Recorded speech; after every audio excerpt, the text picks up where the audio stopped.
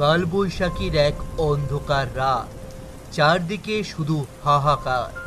বাতাসের ঝাপটায় বড় বড় গাছগুলো নুয়ে পড়ছে মাটির দিকে। মেঘের গর্জন আর বিদ্যুতের তীব্র ঝলকানিতে মনে হচ্ছে আকাশটা টুকরো টুকরো হয়ে ভেঙে পড়বে। গ্রামের সেই নির্জন মেঠো পথ ধরে প্রাণপণে ছুটছিল দুই বন্ধু, মাইনুল হাসান আর স্বপন। চারদিকে ঘুটঘুটে অন্ধকার, মাঝে মাঝে বিদ্যুতের আলোয় চারপাশটা যখন জ্বলে উঠছে, তখন দীর্ঘকায় গাছগুলোকে মনে হচ্ছে এক একটা দানব। ঠিক এমনই এক বিভীষিকাময় রাতে গ্রামের এক নির্জন মোড়ে টিমটিমে আলোর নিচে এক পুরনো চায়ের দোকানে আশ্রয় নেয় তারা। দোস্ত স্বপন, একটু আজকের ঝড়টা খুব খারাপ আকার নিয়েছে রে। মনে হচ্ছে আকাশ ভেঙে মাথায় পড়বে। বৃষ্টির ঝাপটায় চোখও মেলতে পারছি না। এই দেখ, ভাগ্যিস এখানে থামলাম, নইলে নির্ঘাত আজকে বজ্রপাতে শেষ হয়ে যেতাম। কি ঠান্ডা। আরে থাম মাইনুল, ঘাবড়াস না, আছি তো। হ্যাঁ রে, কিন্তু জায়গাটা কেমন যেন অদ্ভুত লাগছে না? এই গভীর রাতে, এই ঝড়ের মধ্যে এই দোকান খোলা। তাছাড়া নীলগঞ্জ রোডে এমন কোনো দোকান তো আমি আগে কখনো দেখিনি। এই দোকানে আর কেউ আসে না নাকি? তার পাশে কেমন যেন শ্মশানের মতো নিস্তব্ধতা, শুধু বাতাসের শো শো শব্দ ছাড়া আর কিছুই নেই।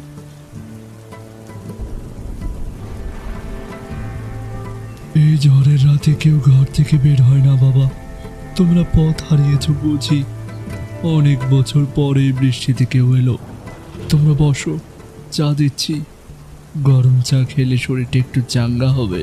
কিন্তু একটা কথা মনে রাখবা, এই এলাকায় রাত বেশি হলে থাকা ভালো না। বিশেষ করে কালবৈশাখীর রাতে এই পথ ধরা বড় বিপদের কাজ। দোকানদারের কথাগুলো যেন বাতাসের মতোই ঠান্ডা ছিল। মাইনুল আর স্বপন লক্ষ্য করল, লোকটা একবারের জন্য চোখের পলক ফেলছে না। দোকানের কোণায় এক পুরনো হেরিকেন চলছে, কিন্তু সেই আলোয় দোকানদারের কোনো ছায়া মেঝেতে পড়ছে না। বাইরে ঝড় ক্রমে বাড়ছে, আর দোকানের ভেতরে বাড়ছে এক অজানা দম বন্ধ করা ভয়। কাকা, আপনি এই কথা বারবার কেন বলছেন? হ্যাঁ, এখানে কি কোনো বিপদ আছে? মানে ওই তো চোর ডাকাতের ভয়, নাকি অন্য কিছু? আর আপনি বা এত রাতে দোকান খুলে একা কেন বসে আছেন? বিপদ তো আসবেই বাবা। অতৃপ্ত আত্মা কি আর শান্তি পায়? অনেক বছর আগে ঠিক এই রাস্তাতেই এক লোক মারা গেছিল ঝড়ের রাতে। এক কাপ গরম চায়ের আশায় সেই দোকানে এসেছিল, কিন্তু চা মুখে তোলার আগেই গাছ ভেঙে পড়ে তার মৃত্যু হয়। তারপর থেকে মাঝে মাঝে সে ফিরে আসে। তার চা খাওয়াতে এখনো শেষ হয়নি। উফ কাকা, এইসব পুরনো গাঁজাখুরি গল্প আর বলবেন না তো। আমরা আধুনিক যুগের ছেলে, বিজ্ঞান বুঝি, এসব ভূত পেত আমরা বিশ্বাস করি না। ঝড়টা একটু কমলে আমরা চলে যাব। স্বপনের কথা শেষ হতে না হতেই হঠাৎ এক দমকা হাওয়ায় অদ্ভুত ব্যাপার। বাতাস বইলেও দোকানের ভেতরের তাপমাত্রা হিমাঙ্কের নিচে নেমে গেল। বাইরে কোনো বৃষ্টির শব্দ নেই, শুধু এক হিমশীতল নীরবতা। আর ঠিক তখনই দোকানের অন্ধকার কোণ থেকে ভেসে এলো এক অপার্থিব কণ্ঠস্বর। কাপ চা দিবেন? আমার খুব তৃষ্ণা পেয়েছে। অনেক বছর ধরে আমার চা বাকি রয়ে গেছে। স্বপন, দেখ, ওটা কে দাঁড়িয়ে? ওর কোনো মুখ নেই, শুধু শুধু দুটো আগুনের গোলার মতো চোখ আমাদের দিকে তাকিয়ে আছে। আমি বলেছিলাম রাত বেশি হলে থাকা ভালো না। ও এসে গেছে। ও তো কাউকে ছেড়ে দেয় না। আমি প্রতি ঝড়ের রাতে আসি। তোমরা কি আমার সাথে এক কাপ চা খাবে, নাকি আমার সাথে আসবে সেই অন্ধকারে?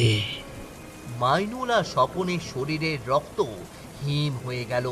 তারা বুঝতে পারল তারা কোনো মানুষের সামনে দাঁড়িয়ে নেই, তারা এমন এক জগতের মুখোমুখি হয়েছে যার কোনো ব্যাখ্যা নেই। ভূতের হাতের লম্বা নখের আঙুলগুলো যখন মাইনুলের দিকে এগিয়ে আসছিল, তখনই স্বপন মাইনুলের হাত ধরে এক হেঁচকা টান দিল। মাইনুল চল এখান থেকে, এখনই পালাই। ওটা মানুষটা, মাইনুল তোরা। ঝড় বৃষ্টির মধ্যেই মাইনুল আর স্বপন প্রাণপণে দৌড়াতে লাগলো। তারা একেবারের জন্য পেছনে ফিরে তাকালো না।